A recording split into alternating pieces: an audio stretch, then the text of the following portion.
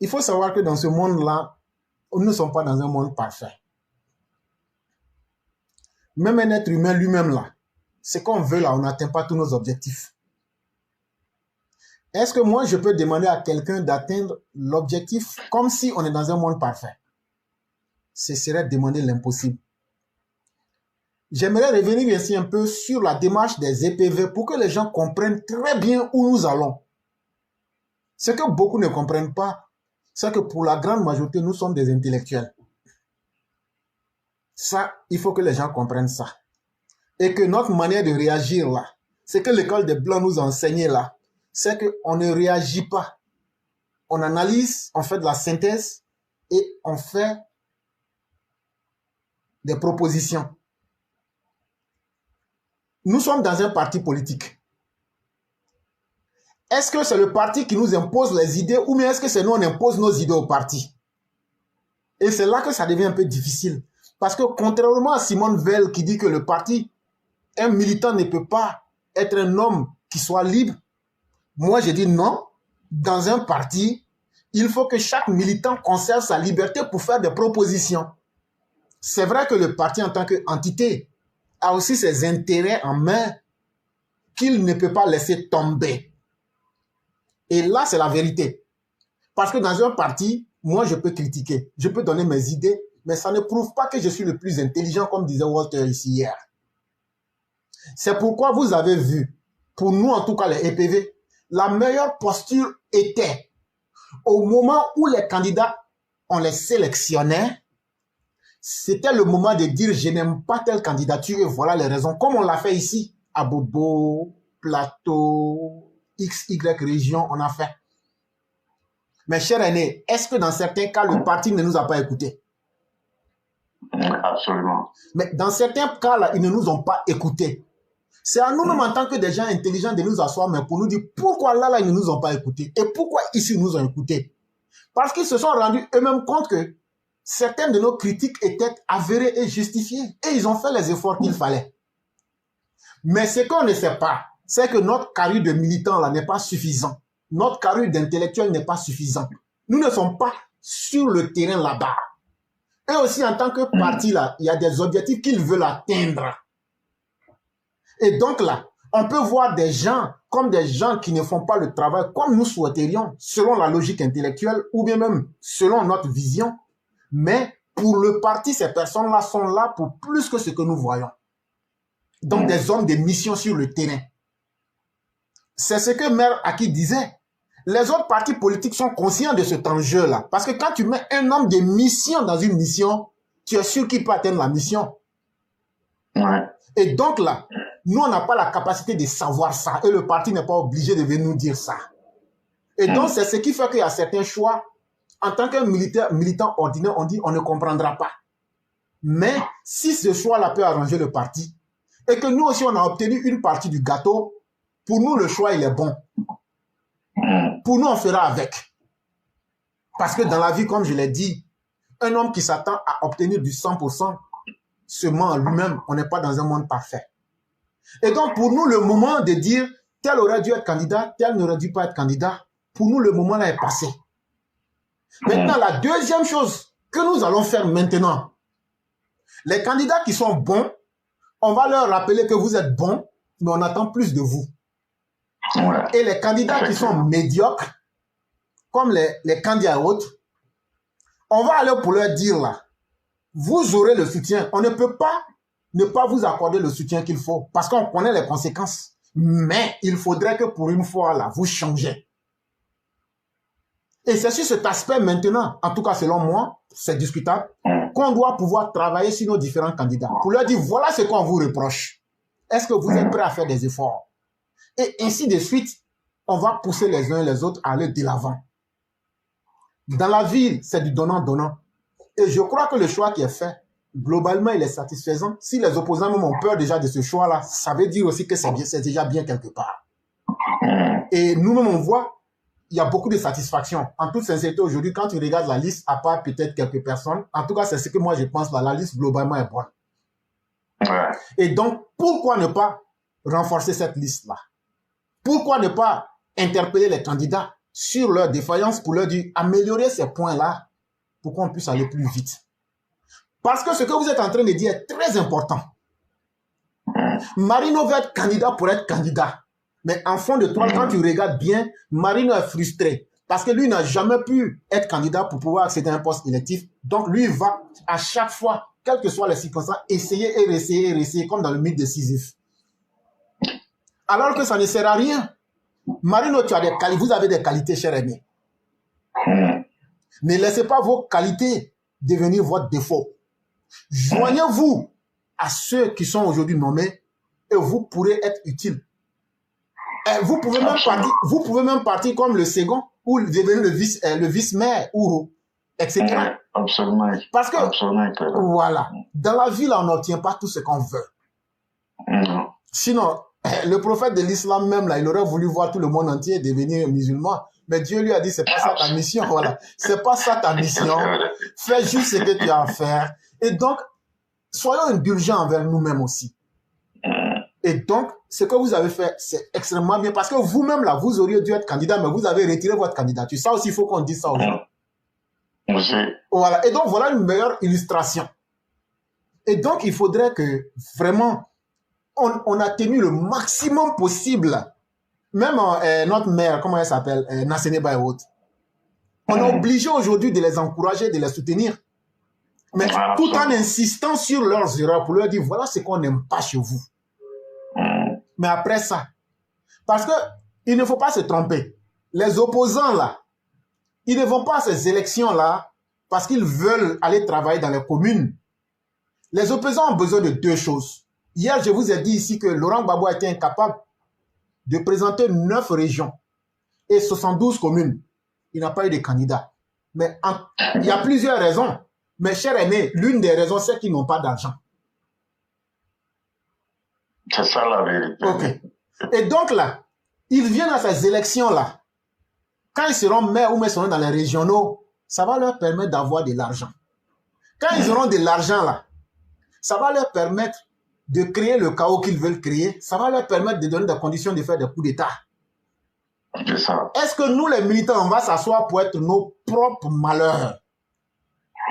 Jamais. Et donc, ces élections-là, ce n'est pas seulement une élection de mairie. Ce n'est pas seulement une élection des régionales. Ce sont les élections de 2025 qu'on est en train de préparer comme ça.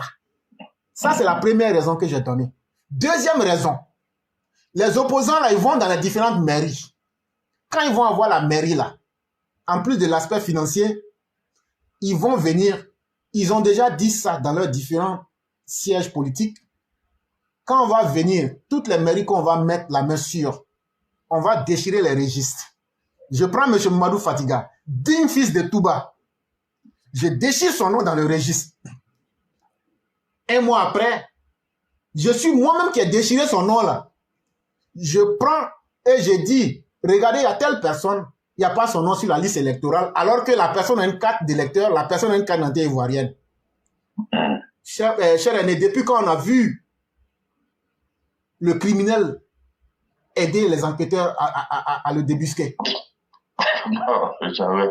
Et donc, voilà le plan sur lequel l'opposition compte. Et donc, les militants du RDR, et ça, je vais dire clairement les choses, hein, les gens qui ont des noms qui viennent du Nord, là, ils vont déchirer vos noms, surtout eux. Ils vont déchirer leurs noms dans les registres. Et après, ils vont dire, mais on ne trouve pas les noms des gens. Comment ils ont fait pour avoir les cartes d'électeurs? Koulibaly Kubert, où tu es? Et donc, ça veut dire que les élections de 2010 étaient fausses. Ça veut dire que les élections de 2015 étaient fausses. Ça veut dire que les élections de 2020 étaient fausses. Et donc, comme c'est comme ça, on n'arrive plus à retrouver les noms là. Donc, nous, on veut une commission indépendante internationale pour diriger les élections. C'est-à-dire, ce que Gbagbo a fait en 2010 pour appeler l'ONU là, c'est dans le même piège qu'ils veulent nous mettre. Parce que si Ouattara dit que lui, il est fort, qu'il peut gagner l'élection là, il ne doit pas refuser ça. Or, en refusant, ça veut dire qu'il reconnaît que ils ont mis des gens dans les listes électorales qui n'existent même pas.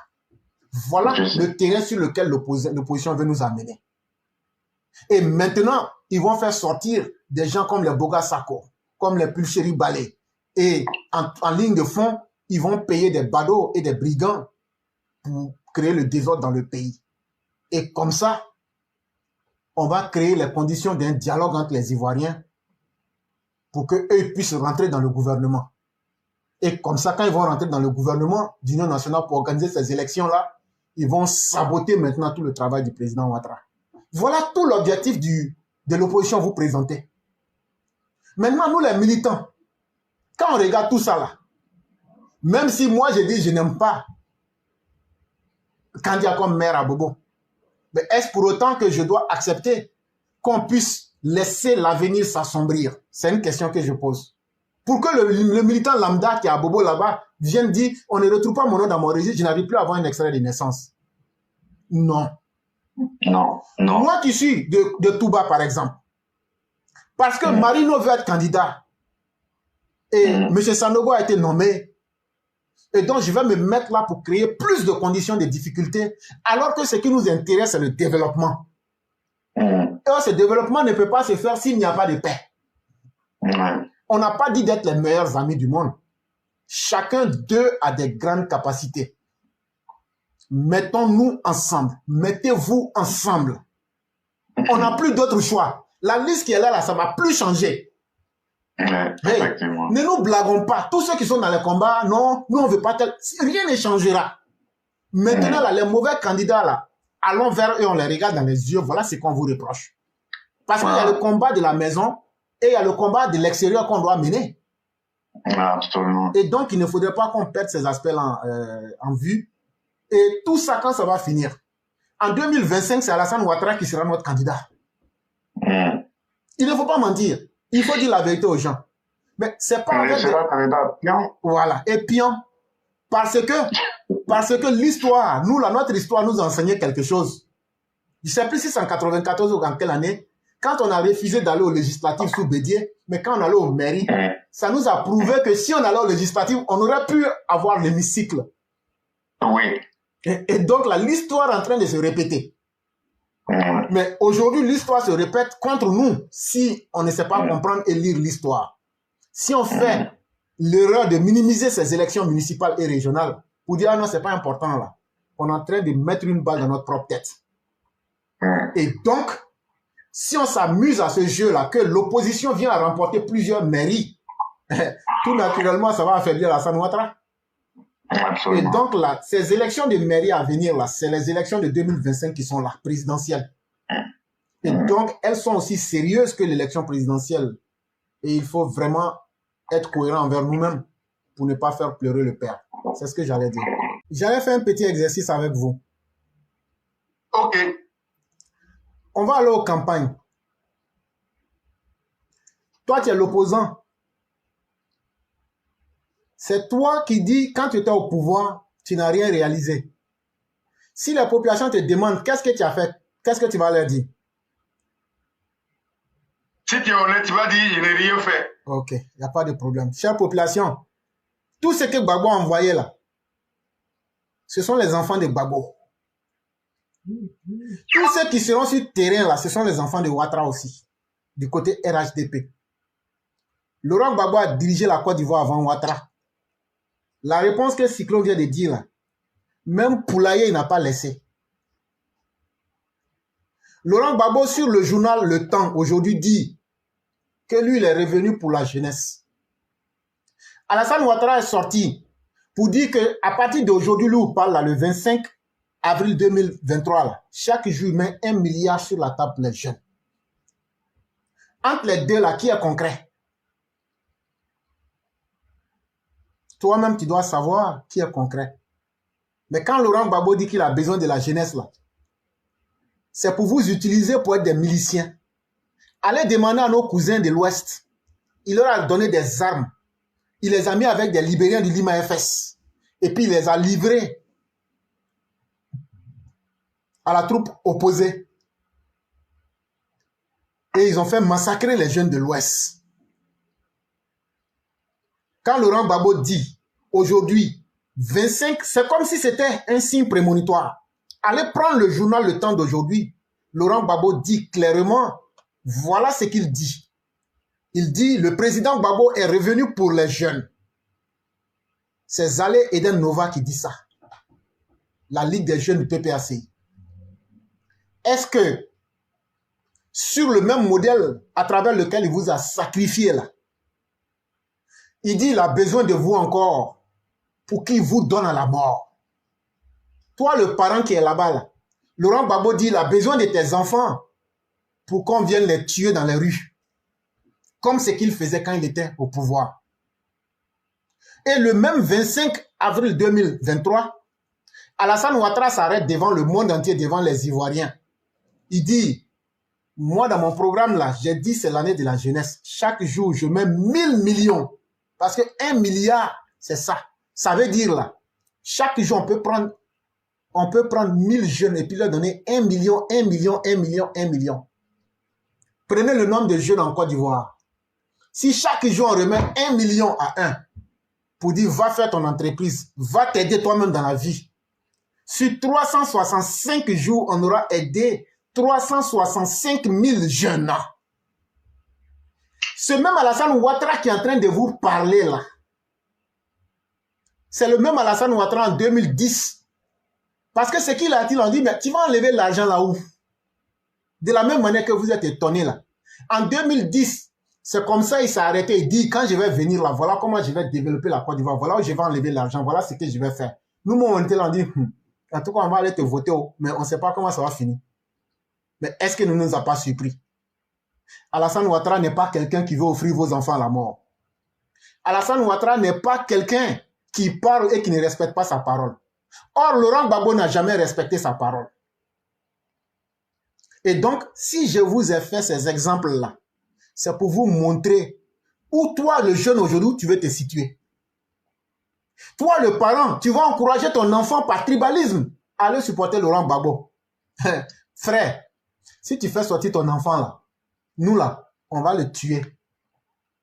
Parce que violence qui est dans notre corps là, c'est trop. Nous, on veut faire refoulement. Je ne vais même pas te tourner à côté. Hein. On va dépêcher ton enfant sur la route. Si c'est la mort qui t'arrange pour rentrer au paradis de façon prématurée ou même pour rentrer en enfer de façon prématurée, on va t'aider. Parce que ceux qui se comportent comme des déchets de la société, on va régler leur cas pour une bonne fois. Toi, tu es un jeune. Tes parents, tu ne sais même pas comment tes parents ont fait pour te mettre au monde. Ils ont souffert, ils ont vendu tout ce qu'ils avaient. Toi, tu viens, c'est Pro-Gbagbo, tu es, PPACI. Tu ne cherches pas à comprendre.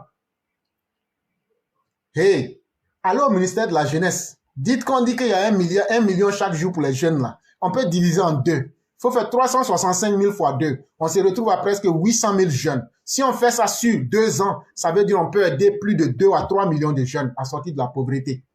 Mes frères, l'argent là, sachez que celui qui vous a parlé s'appelle Alassane Dramane Ouattara.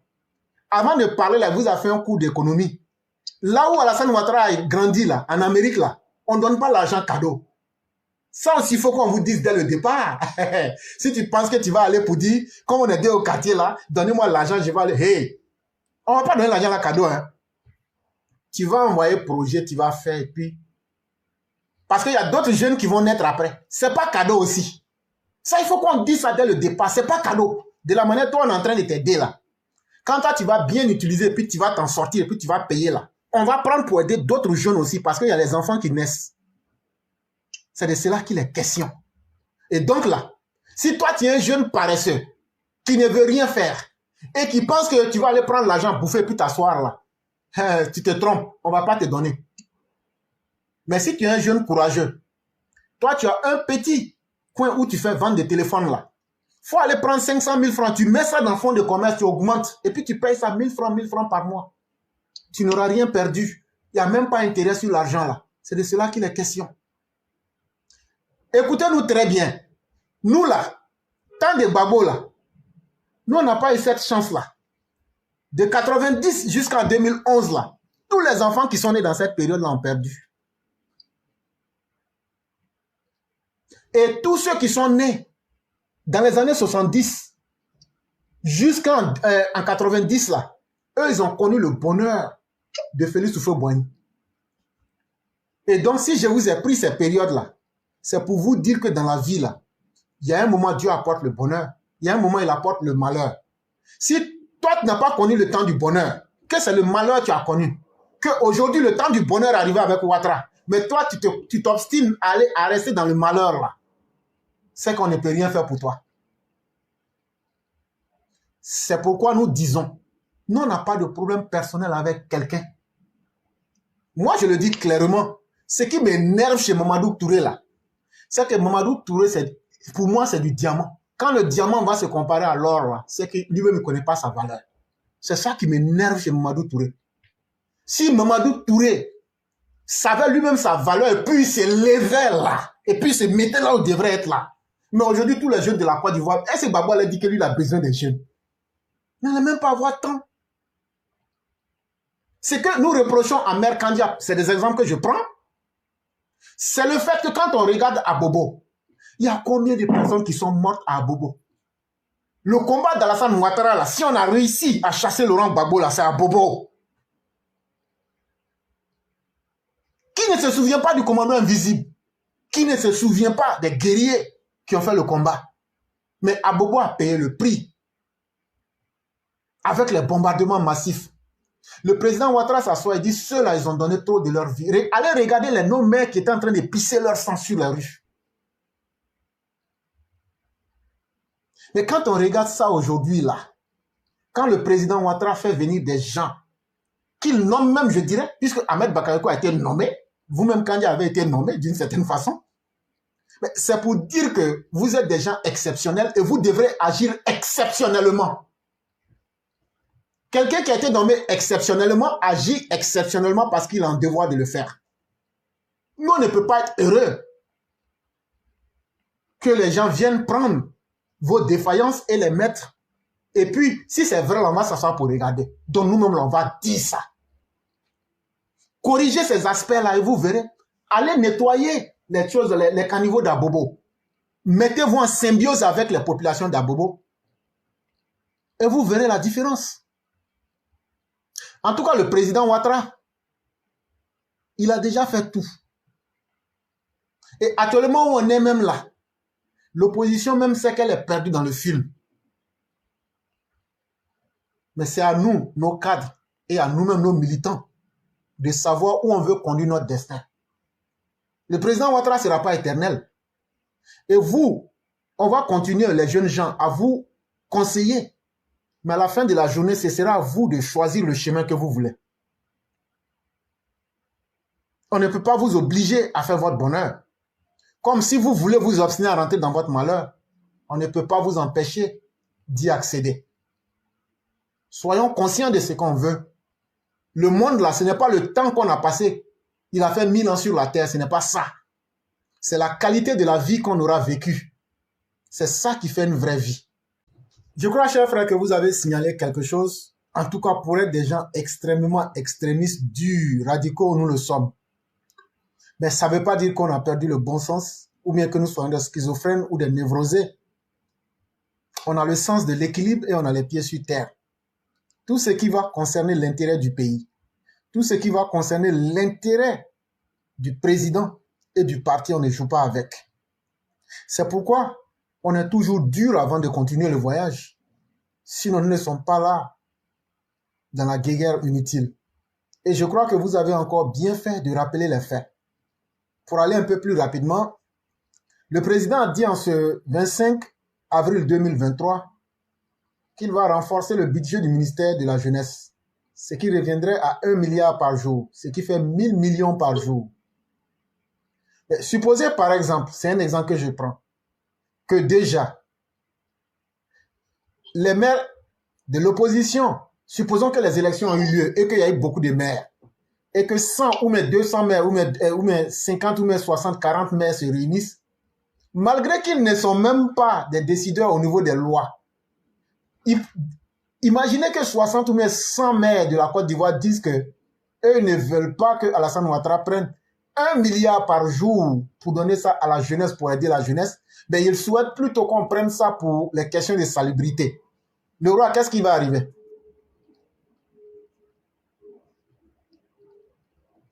Ok, il me semble que le roi ne m'entend pas. Et donc, je vais continuer. Allô? Oui. Je ne sais pas si vous m'entendez.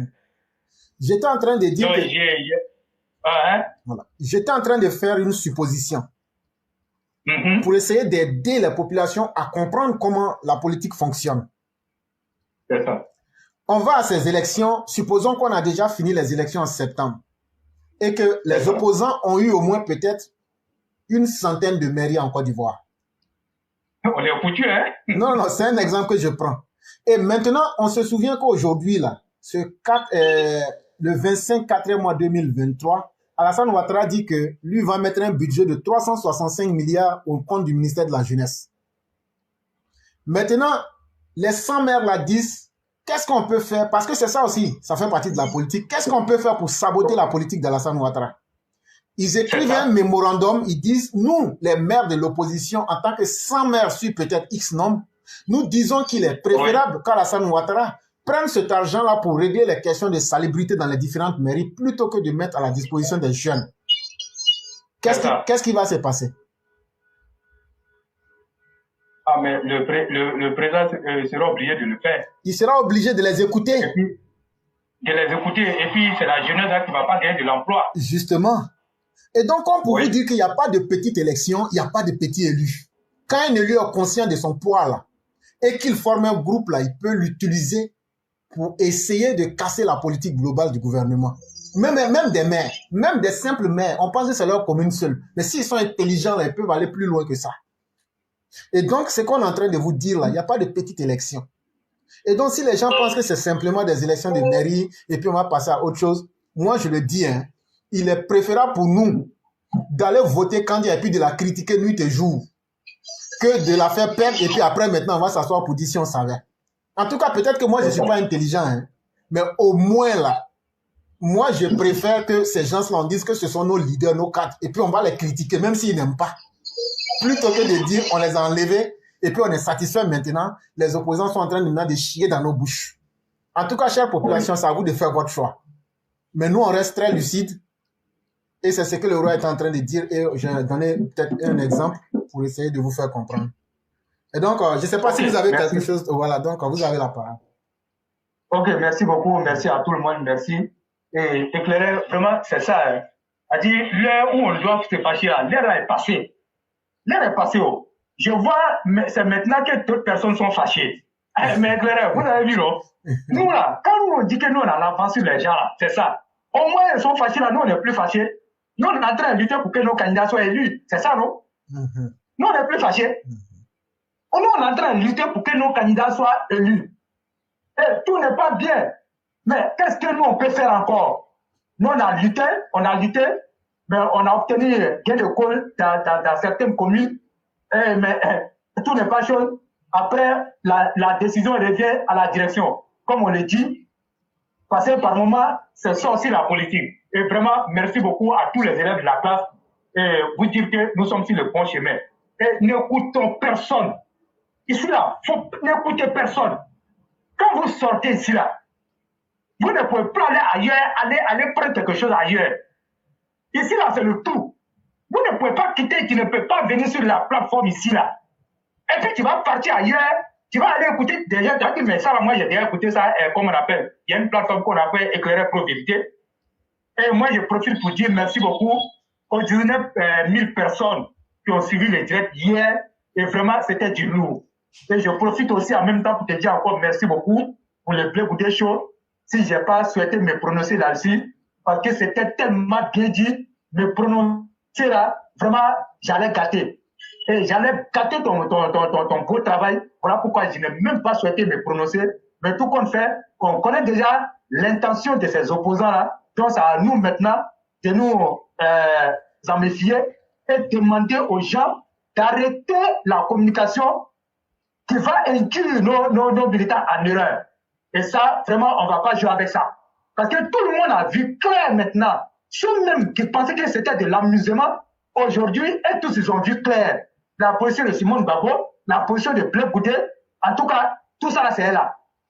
Et hier, les différentes régions que moi j'ai citées, où on pourrait avoir des difficultés, je lance encore un appel aux militants et sympathisants de ces différentes localités de taire leurs querelles et de se mettre ensemble pour donner la victoire à nos candidats qui sont dans les différentes contrées. C'est vrai, on ne peut pas faire l'unanimité. Mais accordons-nous sur l'essentiel.